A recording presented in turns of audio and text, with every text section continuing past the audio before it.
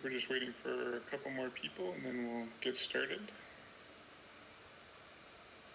Everybody hear me okay? Yep. Okay, perfect. Yes.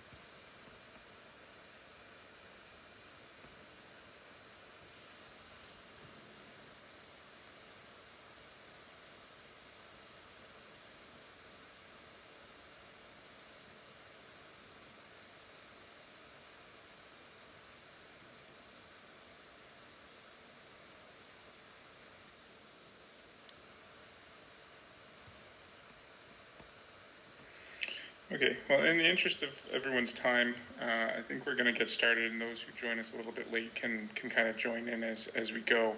Thanks everyone for attending today. This is a pre-consultation meeting for 4 Division Street in Bowmanville, which is currently a funeral home, and we'll get into that in a second, what the actual application is about.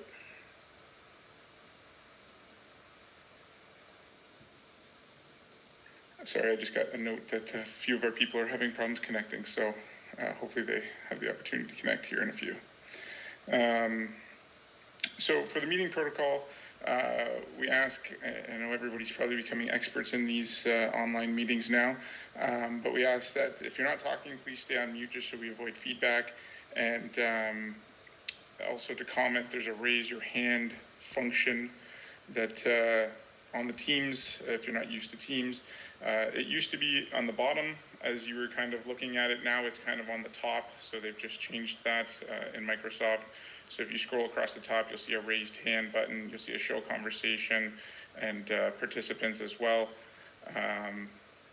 So we just ask that you raise that if you want to speak. We are monitoring that, and then when there's a break in whoever's talking, we'll get to you with your question or comment. And then once your question or comment has been answered, we ask that you lower your hand just so that we know that your comment or your issue has been addressed. The other thing I'll ask is, and it's just simply because we've had bandwidth issues in the past, if you don't need to have your webcam on, if you could turn it off if it's possible, it can create some lag within the network, so that's appreciated as well. When it comes to the next, and again, so the show conversation, it's up at the top now, still next to the raise your hand button. You can always use that to say, agree, or, I'd like to make a point, or if we haven't recognized you from the raise your hand function or something to that effect. So feel free to use that function as well. We are monitoring that throughout this process. And as Julia has just mentioned in that chat, we will be recording this for the purposes of us creating the minutes at the end of this, and I'll get into that in a few seconds. So just the agenda, we're going to go through introductions. I'll give a kind of brief site context to where it is within the municipality. I'll then turn it over to Trevor as the applicant to basically explain what the proposal is, and I'll leave a lot of the details to that because I'm not an expert in this process by any means, shape, or form. And then we'll get into agencies and departmental comments if they have any.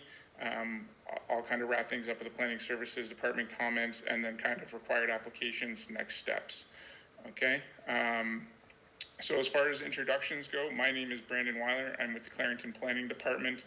I'm a planner here and have worked on the Newcastle file that was done back in 2017. I'm going to go through the participants list and just kind of identify different people. And when I call your name, if you can simply introduce yourself, that would be helpful. Cindy? Good morning, everyone. I'm Cindy Strike with the Development Review Department for Clarington. Thank you. Julia? Good morning, everybody. I'm Julia Pingle, and I'm with the Planning Department. Karen? Good morning, everyone. My name is Karen Richardson, and I'm with the Public Works Department. Deanne?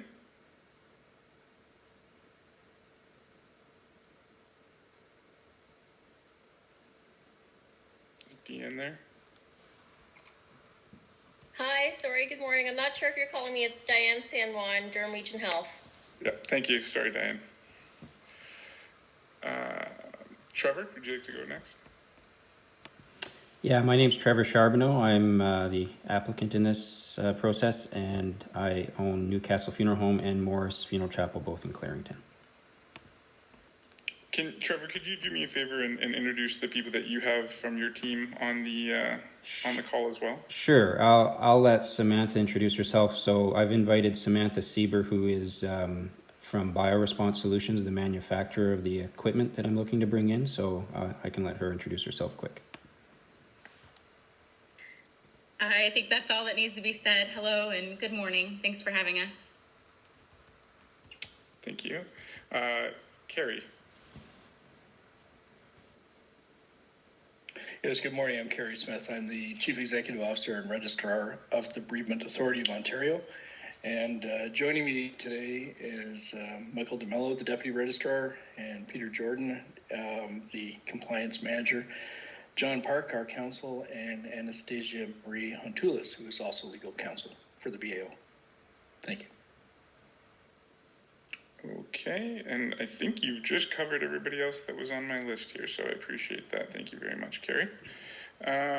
Okay, so just so everybody knows, I'm sure not everybody is 100% familiar with Bowmanville or Clarington in general. The site is located at the northwest corner of Division and Queen Street, which is just south of King Street, which is the main street that comes in through Bowmanville. Sorry for all the address points here, it's a little bit messy, but existing funeral home that has been there for quite some time. Trevor, maybe you can give us some of the history on exactly how long the funeral home's been there when you give us the context of the proposal. And anyway, so that's basically just south of the downtown in Bowmanville here in Clarington. So I'll turn it over to you now, Trevor, and you can give us what the proposal is and what you're looking to do exactly. Okay. I'll start with your first question about the history of the funeral home. So the actual business itself, Morris Funeral Chapel, is a very, very old business. It's well over 125 years old. As it exists today in the current location, that building was built as a funeral home, specifically as a funeral home in the 1950s. So it's been a long-standing business in the community, and I purchased it in 2014 from the Morris family. And what I'm proposing to do is, as many of you are aware, I operate a alkaline hydrolysis unit in my Newcastle funeral home location, and I'm proposing to operate one at the Morris location in Bowmanville. There's a good need for this equipment. We've found that the community has received this technology very well. So alkaline hydrolysis is a form of final disposition. In a practical sense, from our standpoint, if a family wants to choose this disposition, then we can handle everything in-house for them. We don't have to bring their loved one to a crematorium or a cemetery or another location, depending on what their needs are. So that's been a big benefit for the community. They really do feel that there's definitely a peace of mind that they have, knowing that once we receive their loved one into our care, that their loved one's going to remain in our care until the process is completed and we return the remains to the next of kin. So, and Samantha on the call as well can answer, a lot of the technical questions if there are any technical questions about the equipment and so forth. I've been operating this equipment for quite some time, and as I mentioned, it's been very well received. And really, what we're trying to do is to offer it at the Morris location again, so that the families that we serve in the Bowmanville area can have that same comfort and peace of mind that their loved ones coming into our care and will remain with us until the end of the process. So because of the way that the community's received it, we've decided to go down that path to look into that. We find that it's a benefit to the community, not just for the peace of mind, but also for the affordability. It is a more affordable option than traditional cremation. There's no need to select a casket or a container for the remains before the process starts. And because we can do it in-house, we're able to offer it at a lower price. So it's not just also an emotional or sentimental peace of mind, but there's also a financial component that's very beneficial to the families that we serve as well. I guess the only other thing that I really want to point out here is that in this application, we are not looking to change the footprint of the building. It's a unit that gets installed. We're planning on installing it in the garage area, so we would renovate the garage area to meet all the requirements as far as ventilation and surfaces being non-porous, things of that nature that different agencies require of us. But we're not adding a building to accommodate this or adding an addition to the facility. It's gonna hopefully just be integrated into the current and existing facility that we have. The other thing too to point out is that we've noticed in the Newcastle location, I guess the other benefit is that it does reduce our traffic flow, because currently right now what happens is when a person comes into our care that's passed away, if they choose flame cremation, then we have to, we bring them into our care, and then from there we bring their loved one to a crematorium, whether it's in Bowmanville or Oshawa or whatever crematorium the family selects.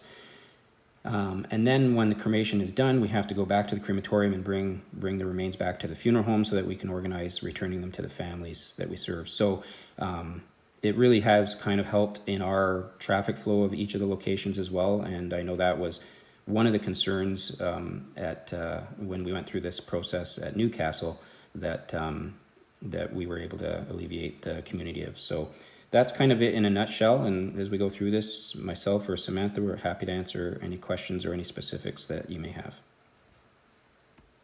Thanks, Trevor. And could you just quickly, is the garage currently being used as a garage or a storage area, or what is it, and how much of the garage would you be converting, do you think?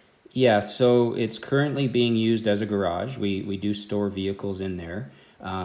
We do have when we would put this equipment in, we would no longer be using it as a garage. It would be solely for the purpose of performing these processes, and that would be it. We wouldn't be parking any vehicles in there anymore. We are kind of winding down how many vehicles we have. So we don't really need, it's a 5-bay garage, so it's a large garage, so we really don't need the space.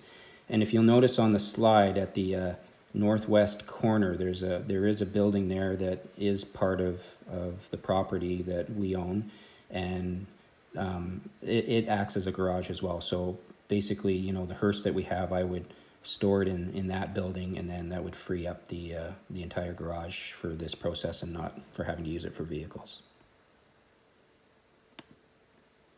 Perfect, thank you. So typically now, this obviously is a little bit different than some of the other Planning Act applications that we deal with. And just so I know, I believe I sent to John at the BAO a response email that this is a pre-consultation meeting under the Planning Act requirements. And so we're not dealing with the Funeral Services Act here as far as this meeting goes. But we do, at this point, typically open it up to agencies and different departments to offer comments if they have any or concerns, and that can go into the minutes, or if they have any requirements as part of the applications moving forward. So at this point, Carrie, do you have anything that you would like to add, or any of your team would like to add from the BAO side of things? Yes, thank you. Thanks for inviting the BAO to this consultation meeting. I'll start off by saying that, as you know, the process is that the municipality has to give approval to the establishment of this facility first. It's a test that's beyond zoning approval. Of course, zoning is one thing, but really the municipality has to do a public interest test and make sure that the municipality wants this facility. And then once that approval has been granted, then the applicant comes to the BAO for licensing. We need to have an awful lot more detail about the applicant's proposal to rezone and to get approval before we could make a full submission. For instance, all the remarks about the building, etc., I don't know if any of his remarks when he says he doesn't have to change the footprint and acknowledges that there's going to be renovations required. But those are all, I don't know what he's got in mind or what the plan is, because ultimately I don't know if it would meet our requirements. And so ultimately, whether you approve it here or not doesn't mean you would ever get a license from the BAO. So let me give you a little bit of general commentary about alkaline hydrolysis licensing in Ontario. So as you know, the BAO is the provincial regulator of the funeral sector, which includes funeral homes, crematoriums, cemeteries, and now hydrolysis facilities. Ultimately, the applicant wouldn't be able to operate anything unless we license him. Hydrolysis is a novel method in Canada of disposing of human remains that involves caustic chemicals. Basically, to put it in the vernacular, it's a process designed to dissolve people. So we view it as inherently dangerous from an occupational health perspective and chemical handling perspective and safety of the operator. In fact, there's disagreement among a lot of U.S. states regarding the use of hydrolysis in their various jurisdictions. Some states allow it, some don't. Every application to operate a hydrolysis facility should be accordingly examined very carefully, and that's what we do in Ontario. These machines can blow up. They can level buildings, they can spray hot caustic chemistry everywhere, and this occurred recently in Shawville, Quebec. Given that there's really 3 high temperature machines like Shawville, Quebec in Ontario, and one out west, statistically we're talking about 20% of the machines blown up. Since hydrolysis is a novel method for disposing of human remains, the BAO is taking a cautious approach in regulating them. It's only been in the last year that really we've had a solid understanding of the requirements that we need to have in place for operating these machines. That said, we're still collecting info about potential risks to the public from infection, diseases, and other things.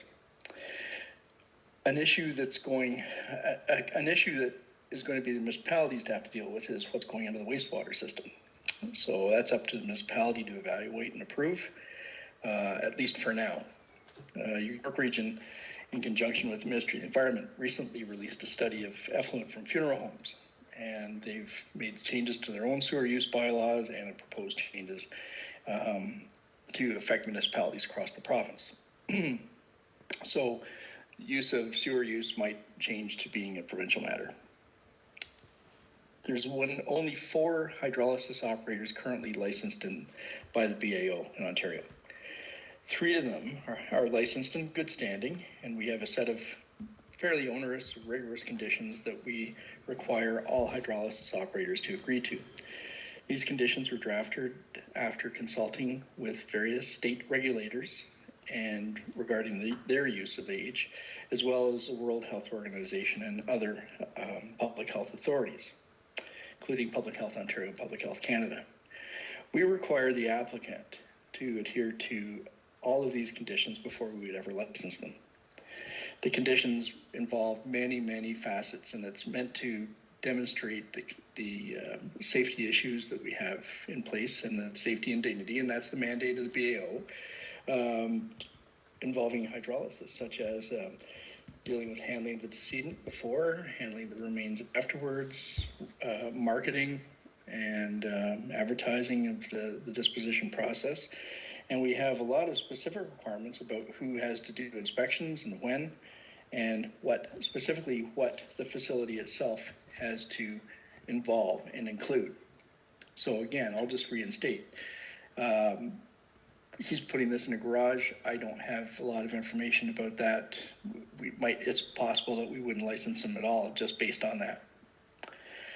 The BAO's particular concern, though, is with the applicant himself. This particular applicant has an existing facility, as he's told you, in Newcastle. He remains the only operator in Ontario to refuse to sign on to the conditions that we require for all hydrolysis operators. Because of his unwillingness to abide by the conditions, we're currently addressing this matter before the License Appeal Tribunal. So we're concerned that the applicant will put his own financial interests before the safety of the public. So we would oppose this at this time. Thank you. Thank you, Kerry. I have not received anything from regional planning on the proposal, so I'll leave that for now. If they send us anything, I will include that in the minutes that will be going around at the end of the meeting. I did receive comments from regional, before I get to regional works, Deanne, did you have anything you wanted to add from regional health perspective? At this time, no, we're still gathering information on this file, and I'm going to take it back and for discussion within the department. And at that point, we'll let you know if we have any comments. Thank you. Thank you.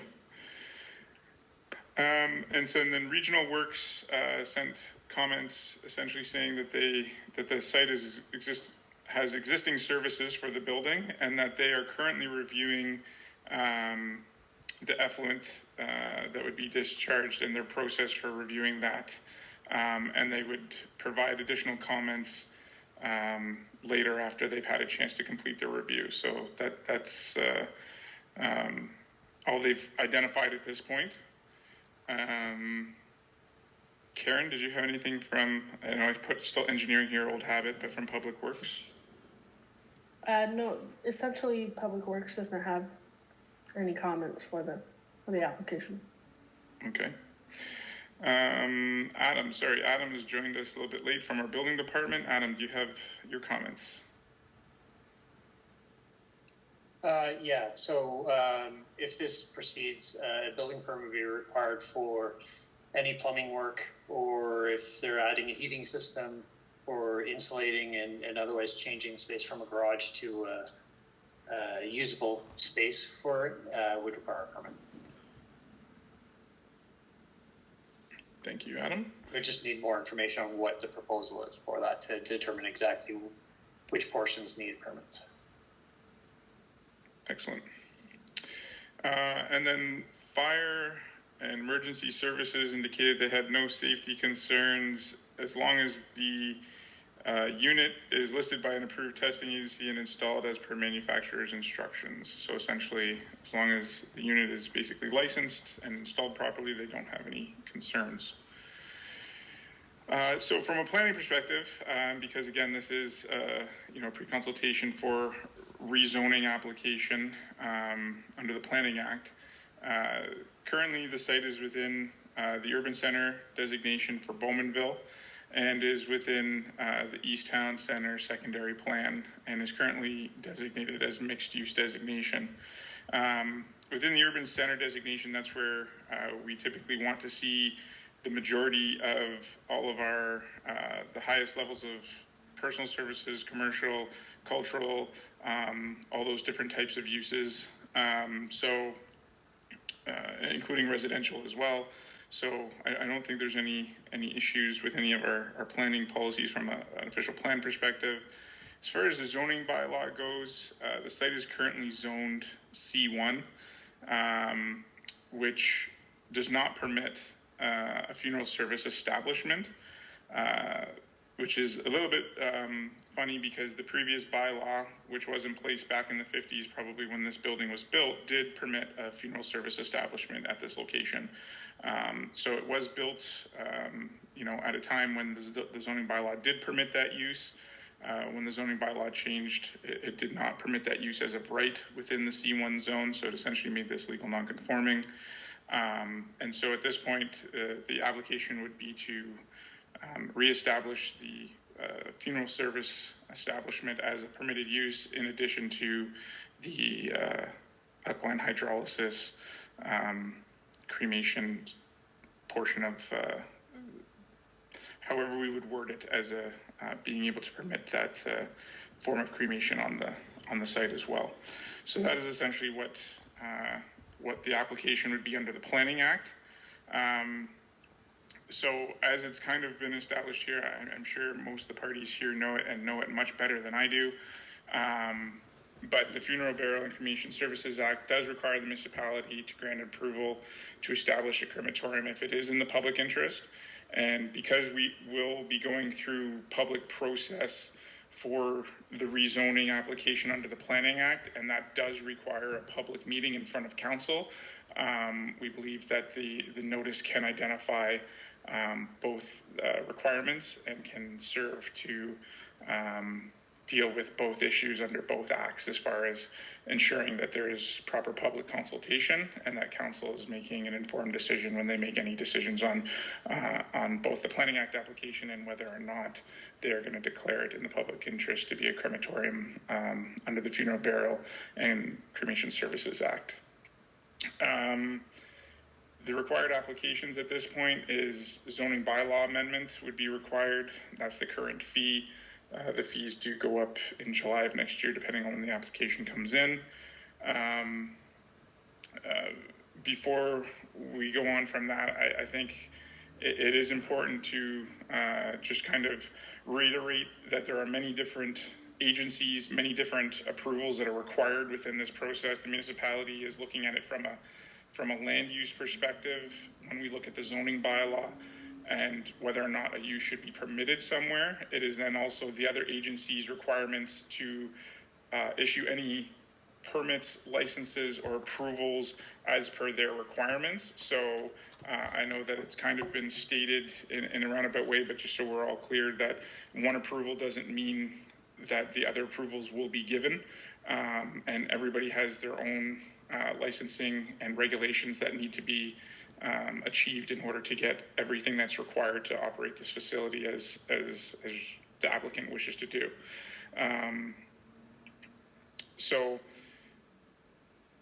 So I guess at this point, with the application that we're looking at for the zoning bylaw amendment, we don't have final comments from Regional Works yet. If we have any other comments from Regional Works on what they require to review the discharging of effluent into the sanitary sewer system, we will include those in the minutes and pass those along to you. Because it's within the existing building, as you mentioned, there's not too much that we're looking for, except for we would be looking at a site plan drawing for how the site is laid out and how it will function, and then the floor plan areas on how, just a general idea of how the building will be converted. So we have that information as well that we can give to council and some of the other departments before they provide final comments on the application and the use. As I mentioned earlier, we will be doing a set of pre-consultation minutes from this meeting that tries to capture everybody's comments, concerns, requirements, and then we will be sending those out to the applicant. The applicant has to sign those back and agree to the minutes and the requirements for submitting the application. Again, the application is for the rezoning. Anything to do with licensing and those kind of things will be dealt with at a later time and under those processes. And then as part of submitting the applications, you have to submit the fees, any of the drawings or information required. As we just talked about, there's not that much, but could be more depending on what the region comes back with. And then you could submit the application at that time. At this point, that's pretty much it. If anyone has any questions, comments, or additional thoughts, Carrie? Yes, thank you. I just wanted just a point to be precise, because you refer a lot to crematorium. This is not. This is an alternative disposition facility. That's what he's asking for. Fair. Appreciate the clarification. Yeah, it's just if you keep using the word cremation and crematorium in presentations, that's not accurate. It's under our act, it's an alternative disposition facility. Okay, and so I'm just going to ask a question because this might be a little bit of my ignorance, but under the act, when under section 84, when council's making that declaration, they're essentially making the declaration that a crematorium can occur on the site. Is that not correct? It's saying that an alternative disposition facility can be treated as crematorium rules for the purpose of certain sections of the act, and that's one of the sections. So you're approving, because the act talks about crematoriums or alternative disposition facilities. So, and one can be treated in the same rules of the crematorium. So you're right to treat it as the same rules in the act, but to be precise, it's not a crematorium. It's an alternative disposition facility. Okay, perfect. I think I understand it now. Trevor, you have your hand up. Yeah, sorry, I just wanted to clarify something or get some clarification on something that Carrie had mentioned earlier, just for the minutes more than anything here. Carrie, you had mentioned that there are 3 operators of alkaline hydrolysis in the province in good standing. My understanding is there's 4 of us. Are you suggesting that my license is not in good standing currently? No, that's why you're before the License Appeal Tribunal.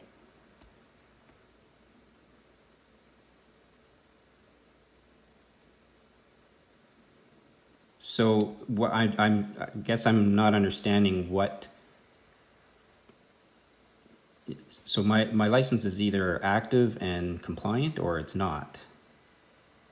Well, it's active, but we gave you conditions to sign that everybody else signed, and we amended yours to accommodate you. You refused to sign it, so that's why we're going to the tribunal.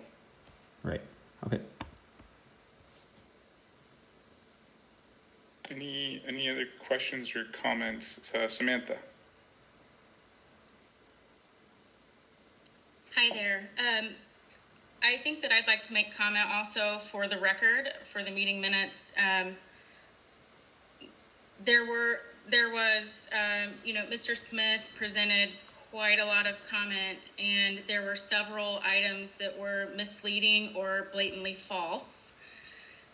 And I would just like to say that if any of those items become a concern to the region, that I would like an opportunity to address those items. I don't think I need to go into them in detail right now. There are over 175 pressurized alkaline hydrolysis systems, combining the human application and also animal application. A lot of them that have been in operation for 28 years. And we have systems all over the world in operation on a multiple cycle per day basis. So running 3 times a day, 2 times a day, all across the globe. There was an incident in Shawville. I think it was a significant incident. We shut down, we were very proactive in our response to that. We shut down all of our pressurized systems across the globe. During the time that incident was investigated to identify the cause, it went under full investigation by independent agencies and the Quebec Safety Authority.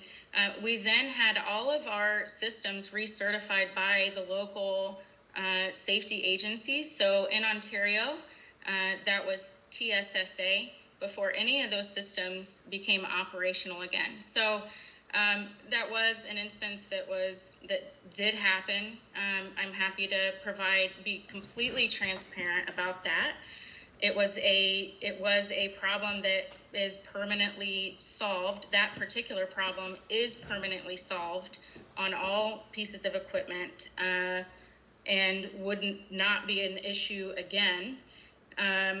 So the 20% of vessels number is erroneous. And, you know, this incident was in Quebec. So are we counting one machine in Quebec and then the machines in Ontario? There's other machines in Quebec. There's other machines in Saskatchewan. So that's not even a Canada statistic. And it's certainly not a statistic of the technology or this particular piece of equipment. So that's one clarification. Another, and I think that you addressed this very well, Brandon, was that it's kind of a chicken and egg sort of thing. All of these permissions, there's multiple, all need to be obtained in order for this project to come as a whole into action. And they're all kind of a chicken egg kind of thing. You know, the zoning, you want to be sure that the wastewater approves this. The wastewater wants to be sure that the region or town is okay with this, and the BAO requires all these things, and the system can't operate without the BAO's approval. It's a little misleading to say that the BAO may likely not approve this based on it being in a garage. I am familiar with all of the BAO's licensing requirements as of present, and I'm fully confident that this can meet those requirements. So I wanted to say that on the record.